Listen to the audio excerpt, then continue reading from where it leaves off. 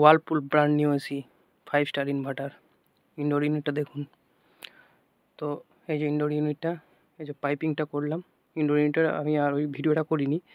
তো এই যে পাইপটা দেখুন দেওয়াল সঙ্গে সাঁটিয়ে নিয়ে গেছি। অনেক সময় কী হয়, হনুতে বান্দরে পাইপটা না দিলে গ্যাস লিকেজ হওয়ার সম্ভাবনা থাকে। তো এই যে আমার ভিডিও মানি বা আমার এসি ইনস্টল মানি, ধরুন ভ্যাকুম আমি করবই। ভ্যাকুম একটা খুব গুরুত্বপূর্ণ জিনিস, আমি বারবারই বলি। তো এই যে ভ্যাকুম করার পরে গ্যাস রিলিজ করলাম। তারপরে প্রত্যেক কোম্পানি থেকেই প্রথমবারটা রিমোটের সঙ্গে ব্যাটারি দিয়ে দেয়। তো এই যে ব্যাটারি সেট করার পরে মেশিনটা অন করলাম।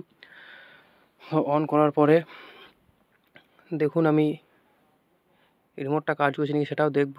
16তে লাগিয়ে দেবো এসিটা। সরি, এটা 16 আসবে না, 18 অবধি লাস্ট। তো এই যে আউটডোর ইউনিট চালু হয়ে গেছে। তো আমাদের আবারও নতুন করে আমি পাইপিংটা দেখিয়ে দিচ্ছি আরেকবার। ফাইনাল লুক দেখুন। চেষ্টা করবেন এরকমভাবেই প্রত্যেক টেকনিশিয়ানকে দিয়ে পাইপিংটা করানোর। তো এই যে একদম খুব সুন্দর কুলি।